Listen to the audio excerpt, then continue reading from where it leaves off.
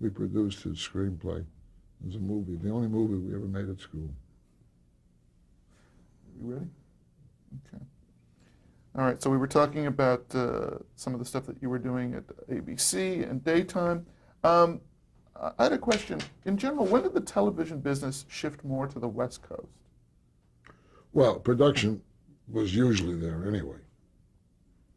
So I would spend a lot of time out here, even though I was based in New York. I mean, I could make 5 trips a year, and some of them lasted as long as a whole summer. You know, meeting with all the clients, producers, getting the shows ready, having stuff to pitch to the network. So production was always predominantly in California. I'm not sure, in 68 or 70 or 71, somewhere around there, the buyers then moved west. That was the sign there's no use being here. I mean, being in New York. But then the buying, I mean, they kept the sales staff in New York and they kept, the financial people in New York, but all the action started to move out to the network, to the West Coast. So when did you come out here? Well, I didn't come out till 75. There's a whole period of reasons why I didn't come out till then, but I came out in 75. But as I said a moment ago, I had spent a lot of time here. I mean, it was not unusual for me to make 4 or 5 trips, which could have been that I might be spending 15 weeks a year here. Because it was important that we meet with our clients, the producers, and talk about the shows and see where they're going and get them ready. So now, let's talk a bit. You're in a decidedly different period in your career now. You're kind of a mocker in the television business. Talk about how your performance was gauged. Well, I can only assume, because nobody ever told you, but obviously if I would sell a lot of shows that were turning over a lot of commissions, it was helping my performance. If I was keeping my clients happy with the relationships with the network, now I had phenomenal relationships with the network. I mean, I grew up with a lot of these people, so they became my friends. I mean, Len Goldberg wouldn't go to California unless I got on a plane with him. I was great. He was the buyer. I mean, and one night he said to me, I want you to meet somebody at dinner tonight. So I meet him at La Scala, and in walks Barry Diller, who worked for William Morris. But I didn't really know him. He worked for William Morris in California. And Goldberg is talking to Diller, and we're all having dinner. And when Diller leaves, and Goldberg says, what do you think? I said, you don't hire him, you're putz. He's brilliant. Even though he worked for William Morris, I thought, I agree with him, he should hire him. So I was there the night that Goldberg made the decision to hire him. Wow. So I don't even know if Barry remembers this. But my relationships with Goldberg, with Fred Pierce, who became president, I had incredible relationships. I was always big on relationships, developing relationships. And I always felt that a wise avenue to pursue, get friendly with the assistants or the people you think are coming up, because when they come up, they'll really be important. And so I watched a lot of people through the whole transition period, so that today, 10 years out of the business, I still have relationships. I still have my network. I'm a big believer in networking, and I did it then, and I don't have to do it today, but I need to have doors open for whatever I try to help a student. So, if I needed Barry Diller on the phone 3 weeks ago, I got him on the phone. If I need Mike Eisner, I'll get him on the phone. I don't socialize anymore with them. So I maintained relationships, and they were. So I grew up with a lot of people at ABC, with Eisner when he was handling Saturday morning, and then daytime, and then with Diller, and with Fred Pierce, who became president, and Goldberg. I got very involved with Spelling, who was delivering a lot of shows to them. So ABC was was easy for me. When I say easy, they didn't buy everything I wanted, but they were good for me. Talk about the business part of the business, deal making. Was there a particular strategy or philosophy that you had with regards to the deal making? Well, probably, but I never looked at upon it as a philosophy. It was my way of life. I tried to create the feeling, and I lived up to it, that my word was my bond. He didn't need a contract. If I said I'll do something, I did it. I tried not to take the other guy's pants off in a negotiation. Because I think in any negotiation, you fight for what's important. You leave the other person with something that they can win, that you don't care that much about, but you don't tell them that. So they don't feel that they've been taken advantage of. I like to feel that if somebody said something to me and said, you can't tell anybody, I didn't tell anybody. Now, obviously, I used the information for my own benefit without telling anybody. I mean, I sat as a privileged participant in a lot of high-level meetings of the network because of my friendship with these people. It obviously helped me by giving me vital information. But I didn't go around putting it in the paper. I didn't go around telling people so-and-so said this. So I truly believe that whatever success I had was largely based on my relationships with people. Because we all can represent good talent or bad talent, as the case may be. And each show is as good as the next show, almost. So what I needed was the edge. So that when there was a question, they're going to buy a show, then buy mine. And I truly believe that a lot of it came out of relationships with the key buyers or with the people who could give me information that I could use in trying to push my show through. Because I really think if I sat in the buyer's seat and people came in and pitched me 10 half hours, didn't matter which one. I mean, they don't all stand out. They all sound similar after a while, if you've heard enough pitches. So who are you going to give them a shot? You know, so relationships count. And relationships mean something in negotiation. I never gave the store away. I don't think I was ever taken advantage of. I fought hard for my clients. I also I was fortunate in many cases where my relationship with the client was that strong that I could sit in negotiation and say, they won't take that. Well, aren't you going to speak to them? I said, no, they won't take it. And I had the power to do it because the client trusted me. Now, that can be dangerous, too. You can lose a big deal. So that gave you added strength in a negotiation. But I really think that the bottom line, I tried to be fair, but I fought very hard for what I needed. And I believe I was creative in negotiations. I was creative in coming up with ways to get what I wanted to give something else away. So that was my trick. And I truly believe that works. And that's what I tell students to do. They got to network. Let's talk about some of the more specific shows and producers that you alluded to. First of all, That Girl. Let's talk about how That Girl came about. Well, actually, That Girl came about without any help from me. It started in California. Marla Thomas was the fair-haired girl of the agency because of her father's strength, Danny Thomas. She got involved with Sheldon Leonard and Sam Denoff and Bill Persky, and they came up with a hell of a show. I got involved because it was on ABC. I got involved because she was having a romance with Len Goldberg at the time, after the show started. So I got to know Marlo quite well, and I was the point man for her show with the network. I got involved in making the deal for when they used to take a successful show, and if there were enough negatives, they would strip it, which means they put it on Monday through Friday in the daytime. So I made that deal after the show started. I wasn't there at the outset of the show. And my relationship with Marlo got stronger and stronger because of my relationship with the network and my relationship with her. And she is a very strong-willed person, and she took charge of the whole situation. So I got involved with Marlo quite a bit.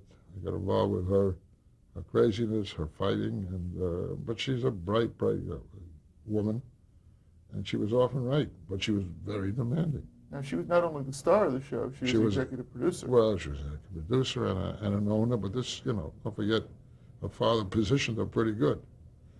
Now, I'm very proud of what she's accomplished since he's gone. I mean, with her whole involvement with St. Jude, that she's carried the ball and she's done a thing. I just got a note from her looking for money. But, I bumped into her a few times and we've seen each other. We haven't socialized. So I got involved quite a bit. I also put her in the first picture, a picture called Jenny, with Alan Alda, produced by Ed Sherrick from television fame, and sat through a 27-hour script conference meeting because there was a snowstorm in New York and I couldn't get out. Marlo was beautiful. Marlo said to me, it was first day of rehearsals, I can't go to New York. I'm in New York. She said, I can't go to New York for rehearsals. Why not? Well, you're not here. I said, I'm in New York. I'll wait for you. I had to get on a plane, go to California, pick her up, and get back on a plane and bring her to New York. That's the power she had.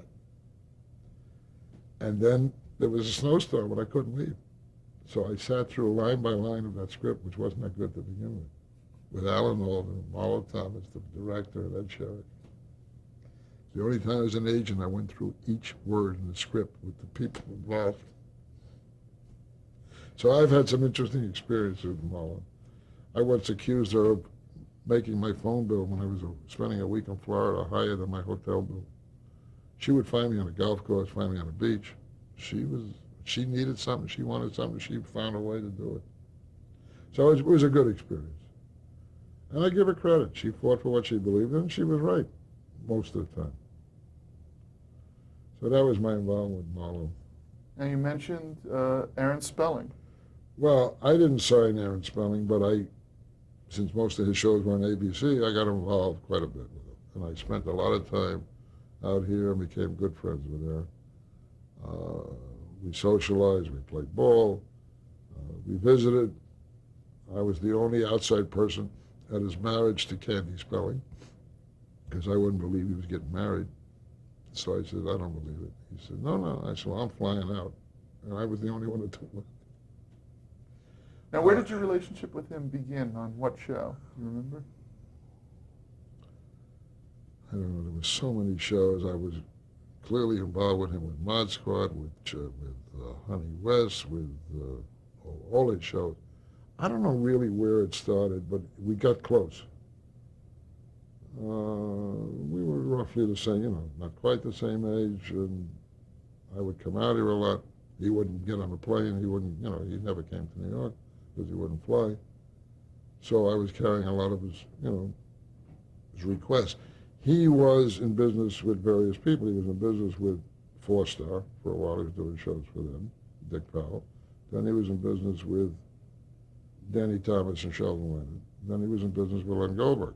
So I kind of lived through those three phases.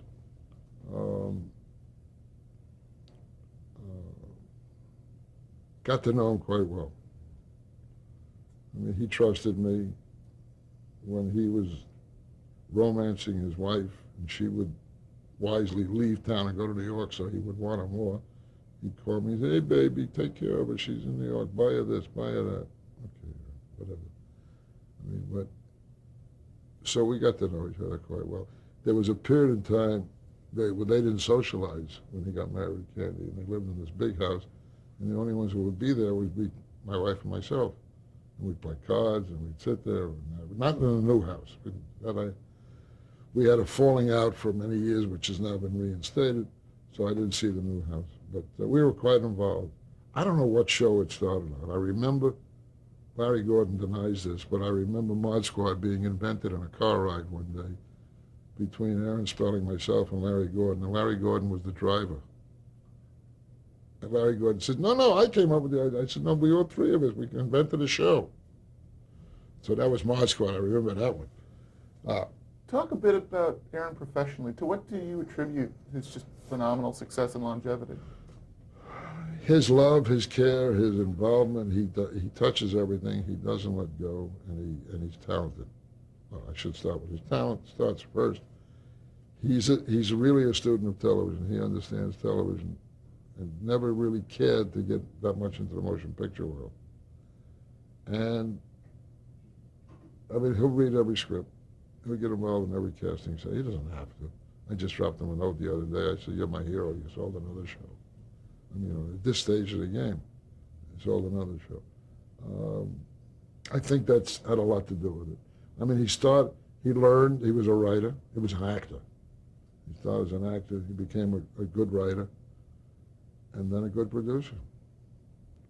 And had the knack. and also had the timing of when a new thing would come into style, and he was there with the idea. And I think he was dedicated to the television industry and proved it. Now, you talked about when you eventually did move out to the West Coast. Did that coincide with your switch over to running the motion picture division?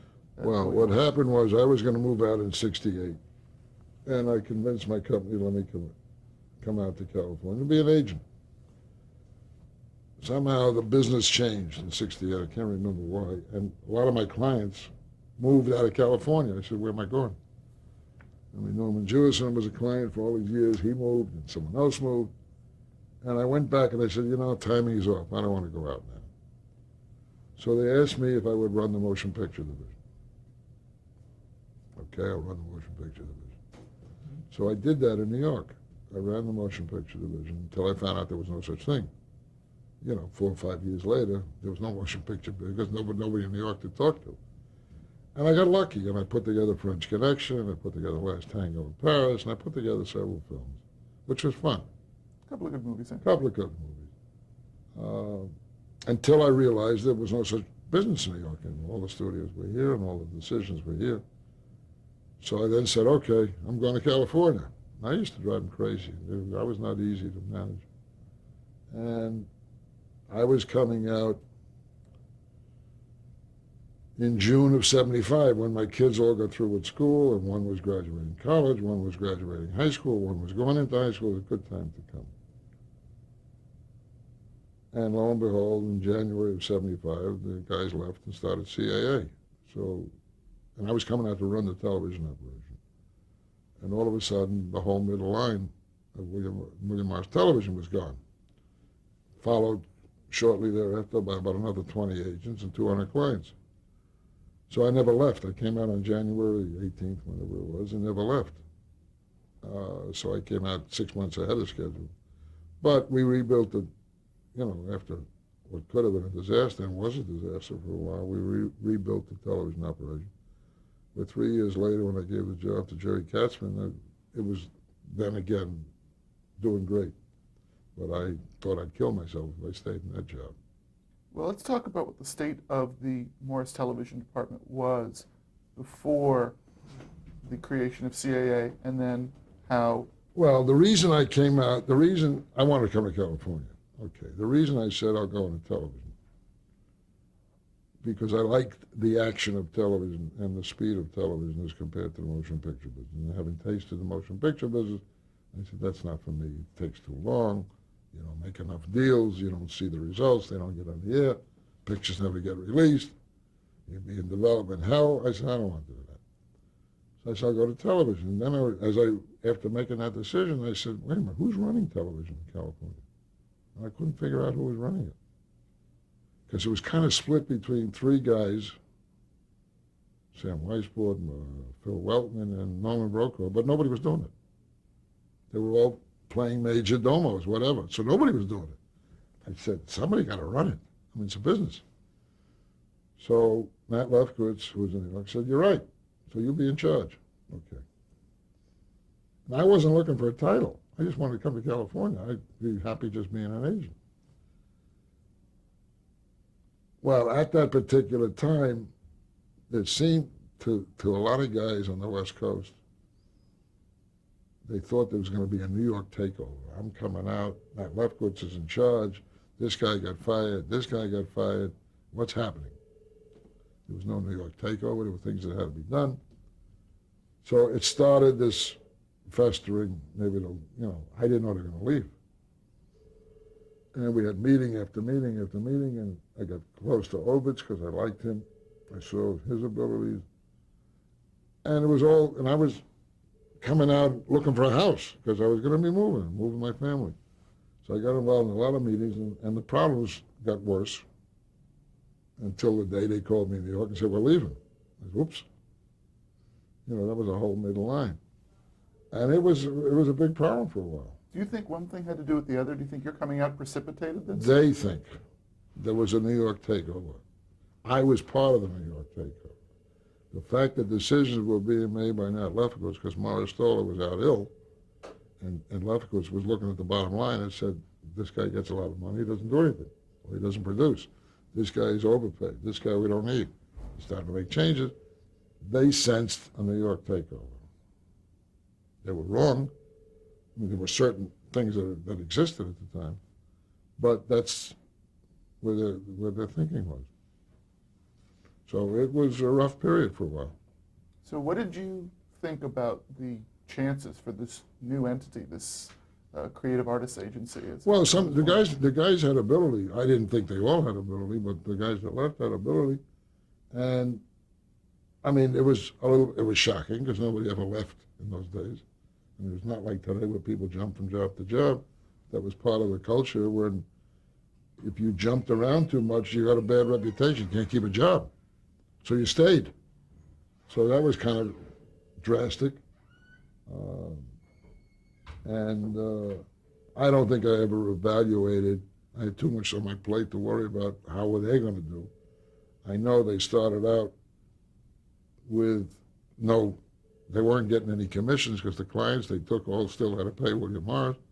So their wives were working for them. They had they have furniture from their house that they were using as desks. So they had it rough, but they did a great job.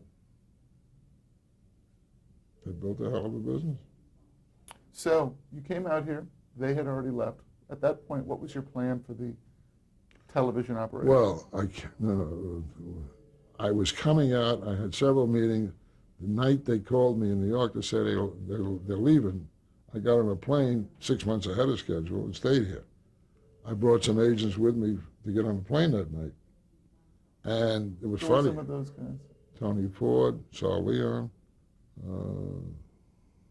They eventually brought a lot of people. I can't remember who was on that particular plane ride. Those two were, and somebody else. And I don't know what the hell's ringing here. It's going great. If we get finished, it'll be a miracle. They do. We say it's going great. All right, we're rolling.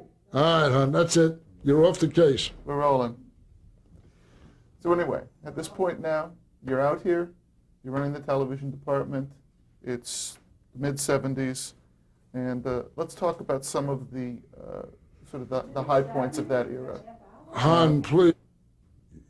You can't live with what you got. That's not enough. Okay, go ahead. We're in the home stretch here. Yeah. So you're Talk out here. faster. It's the mid-'70s. You're running the television department for the William Morris Agency. Just want to hit some high points. Talk about Chico and the Man. Chico and the Man, well, what had happened, a deal was made between David Wolper and Jimmy Comack. I didn't have anything to do with the deal. Putting them together as a producing team. Jimmy Comack, that same comic. Same comic that was accused of because he was wearing a red band. And a dear friend of mine. So that partnership was put together. The first show they did, well, I don't know if it was Chico the first show or Welcome Back Kotter. Who's got the dates? I think Chico was first. Okay. Well, Jimmy came up with the idea, and we, the company, sold it.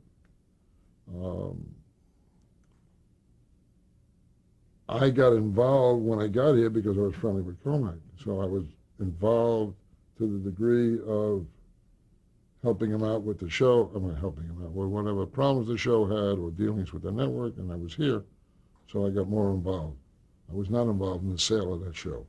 But when you say he came up with the show, did he come up with the show as a vehicle for Freddie Prinze? You know, I don't know. He came up with the idea, and I'm sure he went out casting. Now, maybe he saw Freddie Prinze first. That gave him the genesis of the idea. I can't answer. I don't know what came first. It could have been either way. I don't know. I have a feeling he may have got attracted to Freddie Prinze and then developed the show. The older man, the young kid, and one Latino, and then got Jack Albertson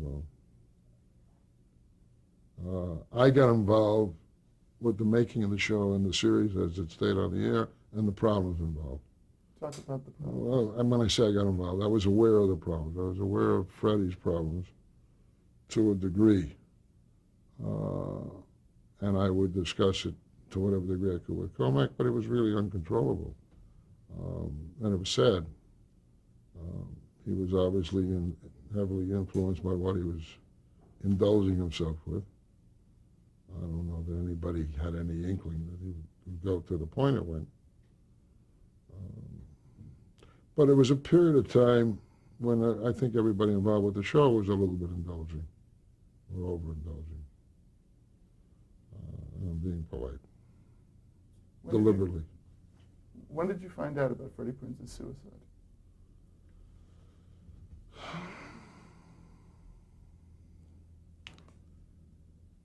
I found out quickly. I'm trying to recall. I got the call when he was in the hospital, which I probably did.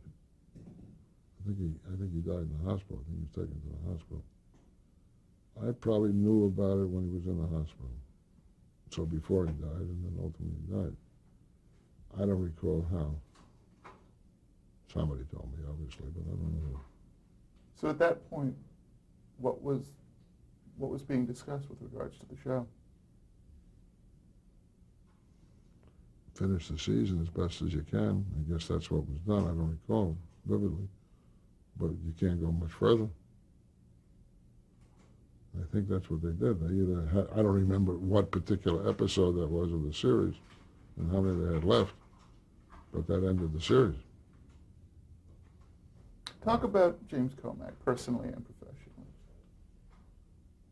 Well, I was very fun. I loved Jimmy. We became good friends. We went through various permutations of his life. When he was a performer, when he had a musical act, when he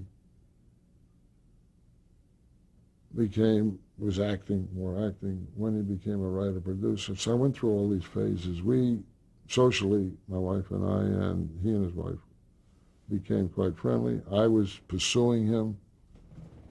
I had represented him through several periods of his life. In fact, there's one funny story. He was a client, and we were walking on 8th Avenue. It was a snowstorm in New York. And I said, and he wanted to tell me that he wanted to leave. And I wanted to tell him that I was thinking of leaving. So he got hysterical. He was here. He didn't know how to tell me he wanted to leave the Mars office, and I was telling him that I was thinking of leaving myself. So that was one incident we had.